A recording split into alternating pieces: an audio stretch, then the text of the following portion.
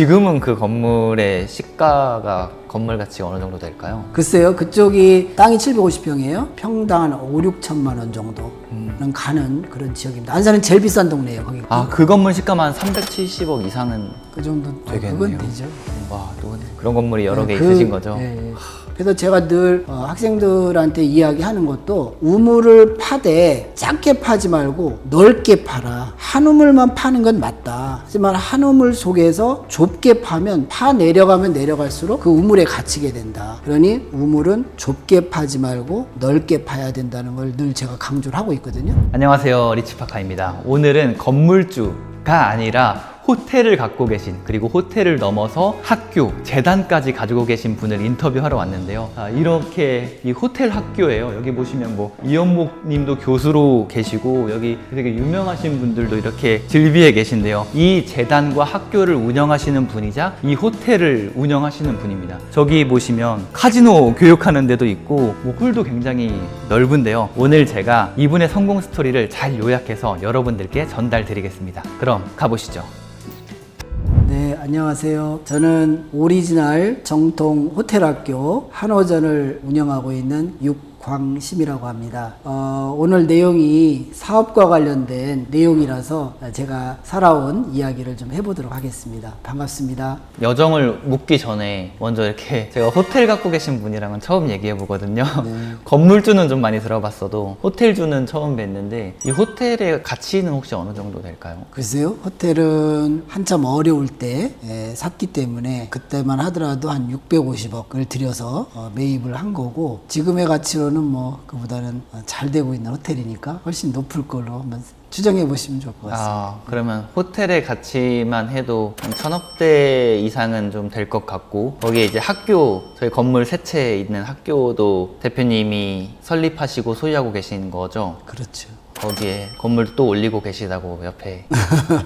거기는 사실은 여기보다 훨씬 뭐 입지적으로는 중요한 그런 요지이기 때문에 훨씬 가치는 높을 걸로 와. 생각을 합니다. 근데 지금은 이렇게 부를 일구셨고, 저나 뭐 보통의 사람들이 보기에는 엄청나게 큰 성공을 이루셨는데, 부모님한테 물려받거나 이런 건 전혀 없으신 거죠? 그렇죠. 전형적인 이제 시골 출신이고, 시골의 삶이라는 게 우리가 학교 다닐 때만 하더라도 80년대 수준이기 때문에 정말 가난한 그런 삶에서 시작을 했다고 생각을 하고 있고, 또 뭐 부모님으로부터 이렇게 지원을 받거나 그럴 수 있는 입장은 전혀 아니었다고 생각을 합니다. 그러면 이제 산골짜기에서 소위 말해서 농사짓던 소년이 이렇게 호텔까지 갖게 되고 재단도 운영하게 되셨는데, 그 과정에 대해서 좀 간략하게 설명해 주실 수 있나요? 제가 85학번이에요. 85학번이면 85년도 이후에 86년도 아시안 게임이 열렸고 88년도 올림픽이 열렸죠. 그래서 그 시기가 우리나라가 전 세계로 막 알려지기 시작한 그런 시점이라고 볼 수가 있고, 그 시기 이전에는 여행이나 관광이라는 것이 거의 전무했던 그런 시절이고, 그리고 그 조금 밑으로 내려가면 해외여행 같은 경우는 다들 생각지도 못했던 그런 시기입니다. 그런데 이제 우리가 앞으로 세상이 호텔 관광 쪽이 나름대로 이제 발전할 것이다라는 상당한 기대감이 있었던 그런 시기라고 보고 있고, 아시안 게임이 열리고 올림픽이 열리려면 먼저 갖춰줘야 될 게 뭐가 있겠어요? 손님 맞이가 필요하겠죠. 예. 숙소도 필요하고, 숙소도 필요하고, 먹을 것도 필요하고,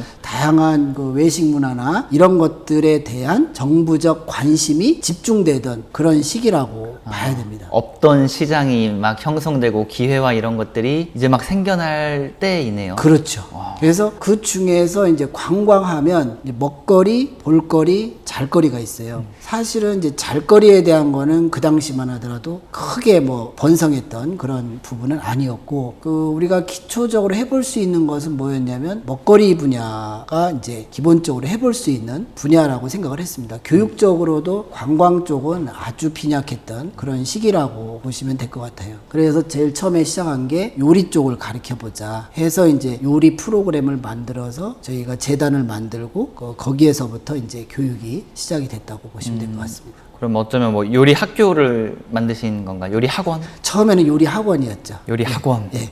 그 당시만 하더라도 요리 학원이 전국에 10손가락 내에 꼽을 수 있는 그런 숫자였고, 뭐 제과 학원은 뭐 5개도 안 되는 그런 숫자가 운영이 되던 그런 시절입니다. 제가 이제 여기 안산이라는 이 도시가 그 당시만 하더라도 인구가 10만 명 수준이었어요. 한마디로 불모지에다가 요리학원을 차려 놓으니까 사실 막막했었죠. 그리고 이제 요리학원을 차리는 과정에서 이게 뭐 크게 차린 게 아니고, 그때 뭐 제가 돈이 있었던 것도 아니잖아요. 20대 중반인데. 예, 그래서 지금으로 따지면 이제 청년 창업 예, 이런 거죠. 청년 창업하는 사람들은 돈을 가지고 하지 않잖아요. 네. 필요하면 다 자기 몸으로 하잖아요. 시설을 갖추거나 할 때 칸막이를 막는다든지 페인트 칠을 한다든지 이런 거 할 때 다 남의 손을 빌리는 게 아니고 우리가 직접 등짐을 져다가 이제 요리학원 시설을 갖추게 된 거죠. 그래야 또 돈을 아낄 수 있으니까. 그때 당시 요리 학원이 혹시 몇 평 정도 됐는지 기억나세요? 그때 평수가 분양 평수로 68평입니다. 오, 그래도 크게 하셨네요. 분양 평수 68평이면 전용 면적으로 따지면 40평 정도가 40평 되는데요. 정도. 네, 여기에 이제 지금 저희 학교가 서 있는 건물 6층에 최기퉁이 자리에 저희가 자리를 잡고 있었죠. 지금 있는 학교요? 네네네. 아, 그럼 그 학교 건물이 엄청 크잖아요. 네, 네. 원래 그럼 그 6층에 6층에 귀퉁이에서 맨 시작하신 귀퉁이, 거예요? 예, 예. 근데 그 건물을 나중에는 다 갖게 되신 저희가 거네요? 그렇죠. 건물 사고 옆에까지 저희가 다 사게 된 거죠.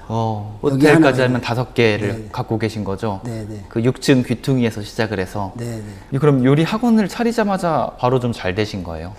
그렇지는 않죠. 뭐 이게 차린다고 금방 학원이라는 것이 잘 되는 건 아니에요. 제일 중요한 거는 이제 홍보 마케팅 능력이잖아요. 서울 같은 그런 도심지도 아니고, 그때만 하더라도 여기 완전 시골에 한마디로 비포장이 막 난무했던 그런 지역인데, 여기에다가 덜러덩 있는 건물 하나에 요리학원이 들어와 있으니 당연히 잘 될 리가 없죠.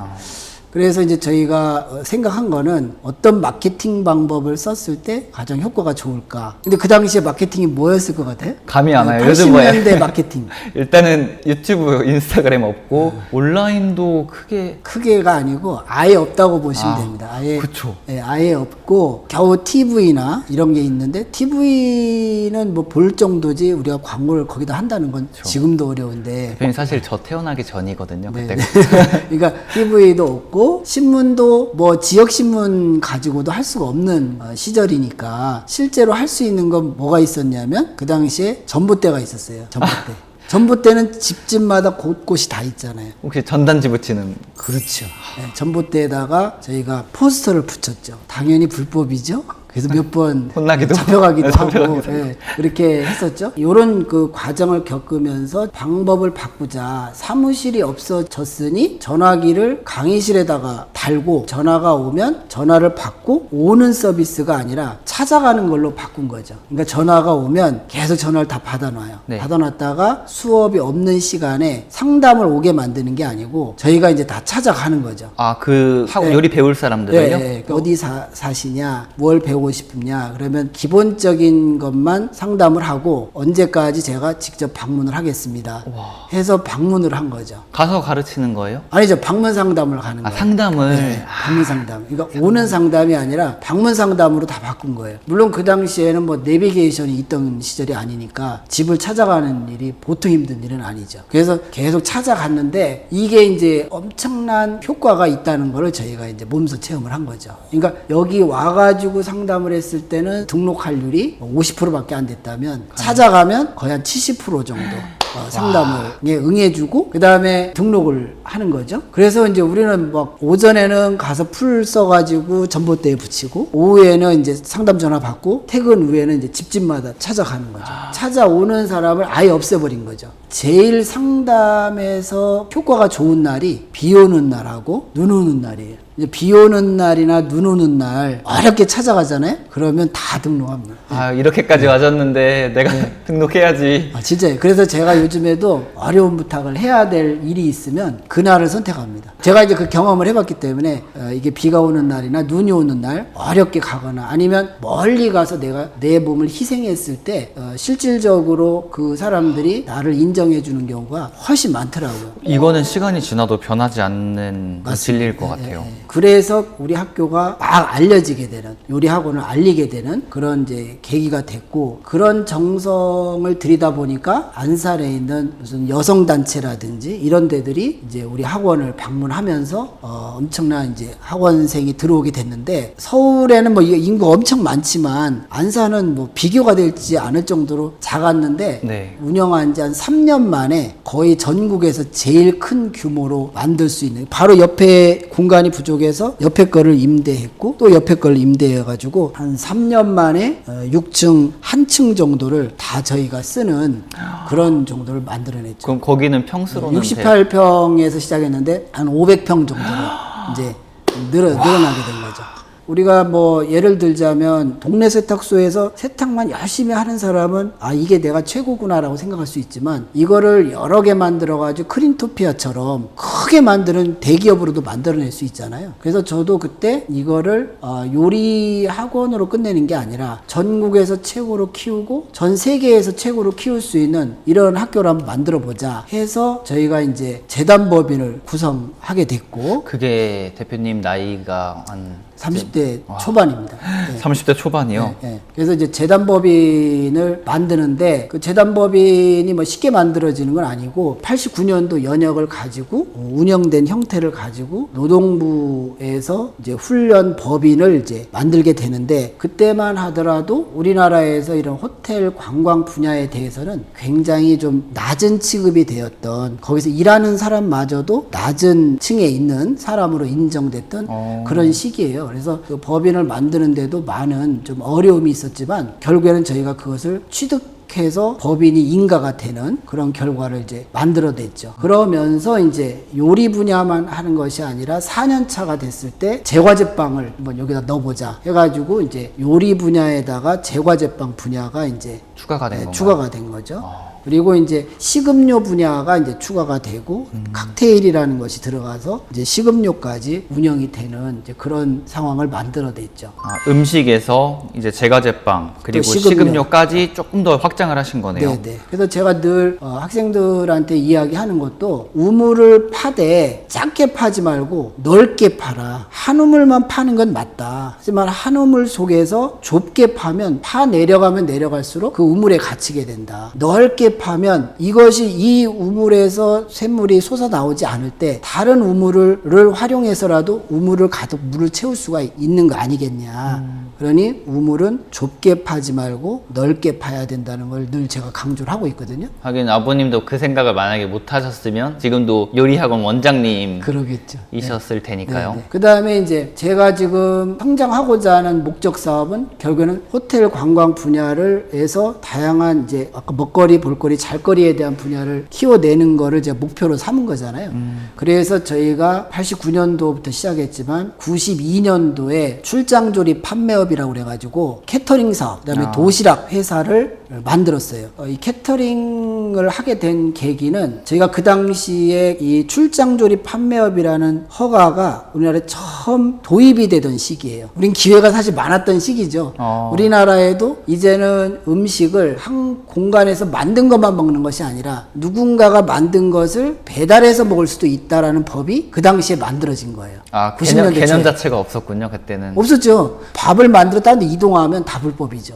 네. 배달의 민족인데요, 저희. 그렇죠. 근데 그게 안 되던 시절입니다. 근데 아실지 모르지만 나름 알려져 있는 미락도시락이라는 게 저희가 만든 겁니다. 그러니까 청림식품 미락도시락, 이게 다 저희가 만든 브랜드인데, 어쨌든 여기에서 시작한 이유는 학원을 키우기 위한 거죠. 그 다음에 이제 우리가 운영하는 호텔 관광 학교를 키우기 위해서는 금전적 뒷받침이 있어야 되는 거잖아요. 그래서 이거를 다른 데서 만들어내지 않으면 성장시킬 수가 없는 거죠.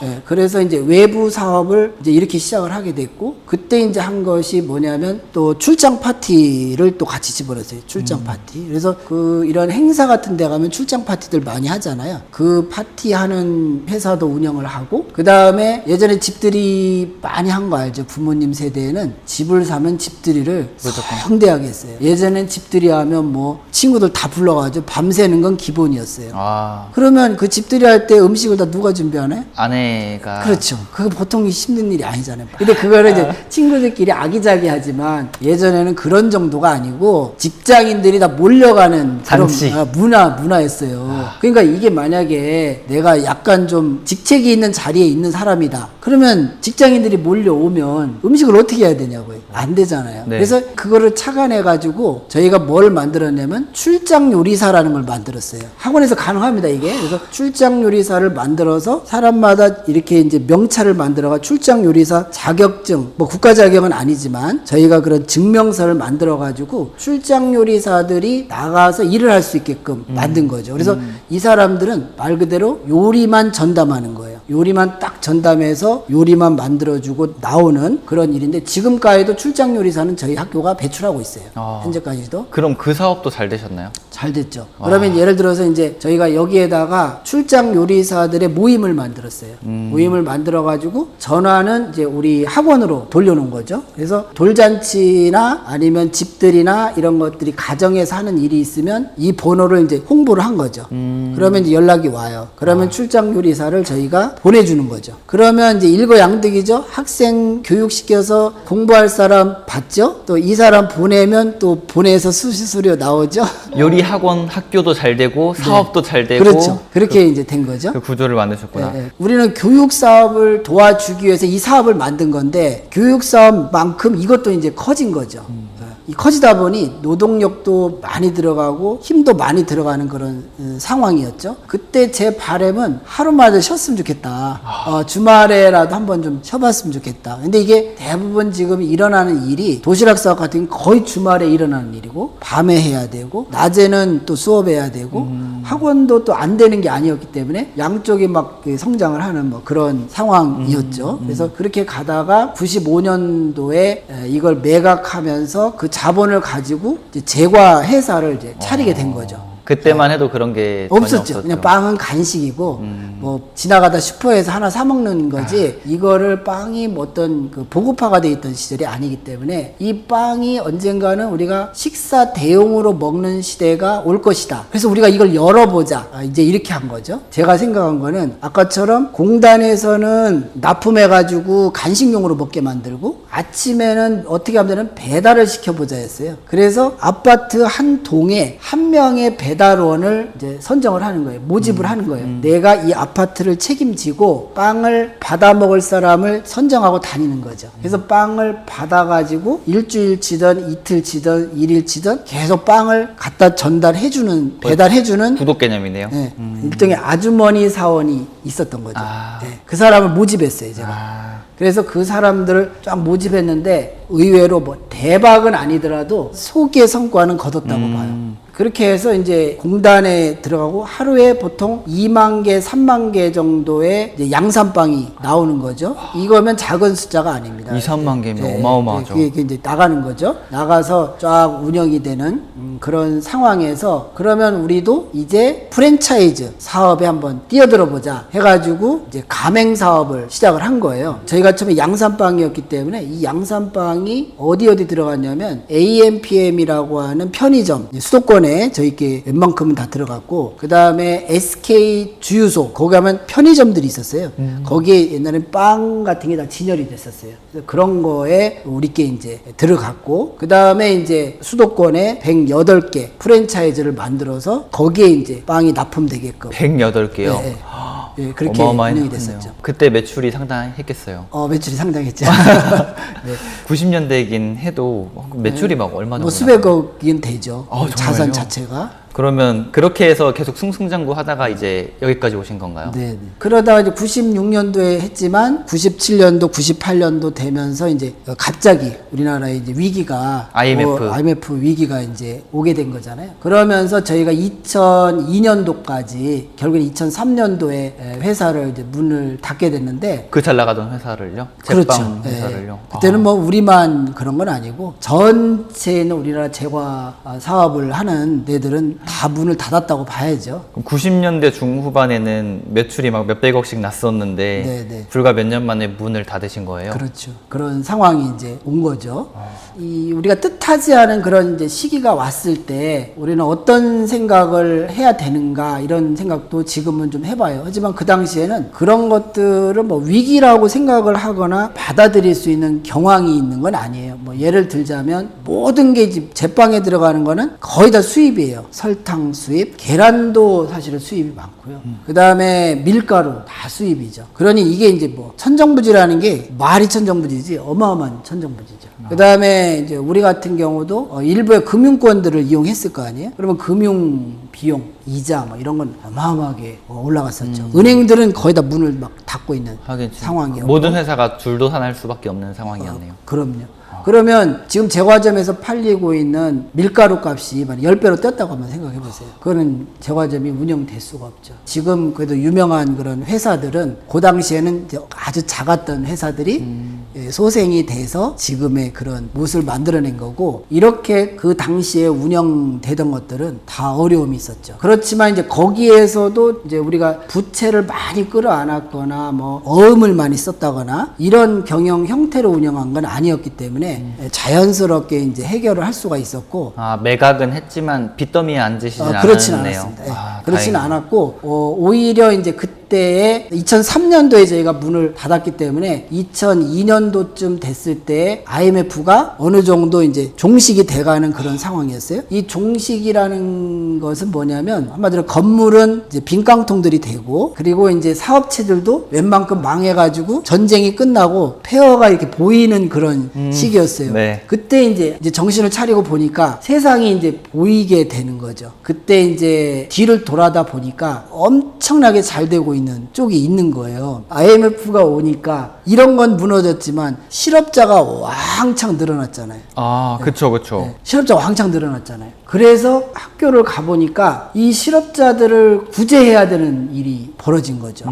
나라의 일이죠. 미션이 나라의 됐죠. 일이죠. 그래서 이게 직업훈련이 시장이 그때 막 어마어마하게 커지는 그런 상황이 온 거예요. 그럼 요리학교에도 더 요리학교가 줄을 세워놓고 공간만 있으면 받아야 되는데 공간이 없어서 받을 수 없는 지경에 이르는 거죠. 문전성시를 이루는 네, 거네요. 그래서 그럼 이제 그 시기가 어떻게 보면은 정리는 했지만 IMF가 이제 끝날 쯤에는 대표님께는 기회가 됐던 거네요. 사람들이 많이 오니까. 그렇죠. 그래서 한마디로 저희는 이제 두 가지를 하고 있었던 거죠. 우산 장사하고 소금 장사하고 같이 했던 거죠. 비가 올 때는 우산 장사를 하고 있었던 거고, 햇볕이 쬐을 때는 소금 장사를 하고 있었던 거죠. 사업과 교육인가요? 이게 두 가지가 지금까지 잘 맞아왔다고 보고 있어요. 그러니까 늘 교육 뒤에서 다른 사업들을 했지만 교육을 한 번도 놓쳐보지 않고 교육을 키워올 수 있었던 것은 늘 이 사업체가 될 때 교육이 그런 밸런스를 계속 맞춰왔다. 이제 그렇게 생각을 하고 있고, 회사를 정리하면서 이제 어떤 일이 있었냐면, 학교 건물 우리가 6층 한 층만 쓰고 있다고 그랬잖아요. 500평만 쓰고 있었는데 학생이 많아지니까 공간이 필요했을 거 아니에요? 그러면 회사가 정리가 되면서 남은 돈을 가지고 뭘 하고 싶었겠어요? 건물 사셨나요? 건물을 늘리고 싶었겠죠. 아. 그랬는데 건물을 늘릴 기회가 왔어요. 이 건물 전체가 다 경매로 넘어간 거예요. 아, 그 건물은 다 임대였는데 이 건물이 다 경매로 넘어간 거예요. 대표님은 6층 그냥 월세로 있었는데 네. 그 건물이 경매로 나온 경매로 거예요. 나온 거죠. 그래서 이쪽에서 남은 자본, 회사를 운영했던 그 자본을 가지고 이 건물을 경매로 해서 받아버린 거예요, 저희가. 그래서 저희가 지금 만약에 IMF가 없었더라면 우리한테는 이런 기회가 사실 없었을 수도 있었겠죠. 그럼 그 건물이 총 6층인가요? 네. 그 6층짜리 건물을 지금도 가지고 계신 지금도 거죠? 가지고 있죠. 지금은 그 건물의 시가가 건물 가치가 어느 정도 될까요? 글쎄요, 그쪽이 땅이 750평이에요. 땅값으로 하면 평당 한 5, 6천만 원 정도는 가는 그런 지역입니다. 안산은 제일 비싼 동네예요, 거기가. 그러니까요. 완전 입지가 최고잖아요. 네. 그러면 잠시만요. 계산기 좀 한번. 그 건물 시가만 370억 이상은 그 정도 되겠네요. 그건 되죠. 예. 와, 또 그런 건물이 여러 개 그- 있으신 거죠? 예, 예. 그 옆에 있는 땅 두 개를 팔 때 두 개 땅에 720억을 받았으니까요. 그걸로 이제 이 호텔을 이 호텔을 매입한 거죠. 이 호텔도 엄청 나름대로는 저렴하게 사신 거라고 들었어요. 이때는 또 코로나가 왔잖아요. 그러니까요. 그러니까 코로나가 만약에 안 왔다면 훨씬 많이 주고 샀어야 되겠죠. 그러니까 뭐 1,000억 주고 샀어야 되는데 그 그렇죠. 당시 한 650억을 네, 주고 사신 거죠. 네, 네. 어떻게 보면은 진짜 위기가 기회라는 말이 맞기도 하네요. 와, 이제 좀 퍼즐이 맞춰집니다. 사실 저는 이 대표님이자 뭐 친구 아버님이신데 지난번에도 이 호텔을 놀러 왔을 때 야, 어떻게 하면 호텔을 가지고 있으시고 어떻게 하면은 그런 학교와 재단들을 갖고 계시지 했는데 이 말씀을 들어보니까 진짜 그 작은 요리 학원에서 시작했던 게 다른 사업을 확장을 하시고 또 매각하시고 인수하시고 이런 과정들을 뭐 짧다면 짧게 들었지만 어쩌면 근 3, 40년간 이렇게 이뤄오신 거잖아요. 이제 오늘의 이런 얘기를 쭉 들어보니까 저는 한 두 가지 생각이 듭니다. 첫 번째는 나도 너무 조급하지 않게 그때그때 다음 것들을 내다보면서 성공으로 좀 나아가야겠다. 좀 길게 봐야겠다. 이런 생각이 들고 두 번째 생각은 지금만 내다보는 게 아니라 항상 다음에는 어떤 시장이 더 커질 것인가 어떤 기회들이 찾아올 것인가 이런 것들을 염두하면서 좀 본업에 임해야겠다. 이런 생각이 듭니다. 끝으로 사실 이 한호전과 엠빌던 호텔은 지금 이렇게 큰 성공을 이루었지만 아버님 혹은 대표님 입장에서 끝은 아닐 거란 말이에요. 좀 앞으로의 꿈이나 하고 싶은 분야가 있으실까요? 우리나라 호텔 산업이 지금은 만약에 초, 중, 고로 따지자면 초창기 수준에 저는 들어있다고 보고 있어요. 4성급 이상 5성급에서는 우리가 성장해야 될 부분은 럭셔리 이 호텔 산업이 아직도 우리는 시작도 안 한 그런 상태다. 호텔에서 어떤 서비스를 받아보셨나요? 프런트에 가서 돈을 내고 키를 받아서 올라가면 가방 들여다주는 서비스까지는 받아보셨겠죠. 네, 하지만 맞아요. 실제로 호텔 서비스는 도어맨, 벨맨, 컨시어지 서비스가 핵심인데 컨시어지 서비스는 손님이 왔을 때 다양한 예약 시스템부터 관광, 숙박, 그리고 식사, 그 지역에 대한 문화 공간 활용 이런 것까지 호텔에서 종합적인 모든 거를 안내받을 수 있는 곳이 컨시어지 시스템이에요. 주변 관광까지요? 그럼요. 다 연계할 수 있습니다. 호텔에 가면 병원까지도 모든 게 다 종합 안내가 가능한 곳이 컨시어지 시스템입니다. 그러면 진짜 그 호텔에 들어온 순간 잠만 자고 가는 게 아니라 그냥 그 사람의 모든 뭐 라이프 스타일이나 행동 반경을 다 책임지는 거네요. 수영장 이용, 그 다음에 영화관 이용, 호텔 내에 들어있는 편의시설 이용 이런 것들을 다 가서 제공을 받아보셨나요? 이렇게까지 호텔이 서비스할 수 있는 수준은 아직은 안 돼 있다. 이런 게 있고 두 번째는 뭐냐면 우리나라의 지금 호텔을 경영하는 경영자들이 다 외국 프랜차이즈에 의존을 하고 있어요. 우리나라 유명한 호텔은 다 외국 프랜차이즈잖아요. 그럼 그 시스템을 다 받아들여서 운영을 하고 있는 거거든요. 총지배인이나 총관리자는 다 외국인이에요. 대부분이. 그 이유는 그걸 공부시켜내는 교육기관이 없는 게 문제인 거예요. 사람이 없는 게 아닙니다. 능력이 부족한 것도 아니고 그럼요. 우리가 머리가 나쁜 것도 우리나라 아니에요. 사람들 얼마나 똑똑한데요. 대단합니다. 잘 가르치면 그 이상 다 할 수 있다고 봐요. 그 다음 반대는 우리 브랜드를 가지고 해외로 나가는 시장이 나올 수가 있어요. 우리 엠블던 호텔이 왜 미국에 가서는 없으면 안 됩니까? 프랑스에 가서 왜 우리 호텔이 있으면 안 돼요? 그 이름을 달고 수백 개, 수천 개를 다 할 수 있잖아요. 그게 우리가 하는 게 아니라 거기서 일하고 있는 다양한 젊은이들이 해외로 이 브랜드를 가지고 나갈 수 있는 꿈을 키워낼 수 있어야 되잖아요. 아버님 꿈이 이루어지면 나중에는 외국인들 입에서 그치 호텔 비즈니스는 한국이지 그렇습니다. 이런 얘기가 나올 수도 있겠네요. 그럼요. 지금 우리나라에서 야놀자라든지 여기어때 이런 데에 그 성장하는 걸 보면 젊은이들이 한순간에 만들어내잖아요. 이런 능력을 가지면 앱 시장에서만 성장하는 것이 아니라 실제 호텔을 운영하는 시장에서도 메리엇이라든지 힐튼이라든지 이런 것 이상으로 우리나라 사람도 가능하다는 것을 왜 생각을 못 해보냐 이거예요. 롯데호텔이니 신라호텔이니 이게 국내 브랜드잖아요. 그럼 이런 것들을 해외 시장으로 내보낼 수 있는 꿈을 우리도 가져야 된다. 가능하다. 저는 충분히 가능하다고 봐요. 진짜 소름 돋네요. 오늘 대표님의 얘기를 이렇게 쭉 들어봤는데 진짜 이 한 사람의 그 작은 시작이 어떻게 지금까지 오게 되었는지 그리고 또 지금에 안주하지 않고 앞을 내다보는 이 모습에 정말 많은 생각이 드는데요. 사실 오늘의 영상은 이렇게 여기서 끝내는 게 아니라 제가 2부를 준비했습니다. 사실 2부는 제 사심 채우기인데요. 대표님도 본인만의 루틴이 있으시고 이런 자기개발적인 것들 혹은 시각화 이런 것들을 굉장히 많이 하신다고 들었어요. 그래서 그런 것들을 좀 여쭤보고 어떻게 하면 사업을 성공시킬 수 있는지 이런 비결에 대해서도 2부 때 좀 여쭤보도록 하겠습니다. 그러면 1부는 이렇게 마무리하겠습니다. 오늘 얘기 들려주셔서 감사합니다. 감사합니다.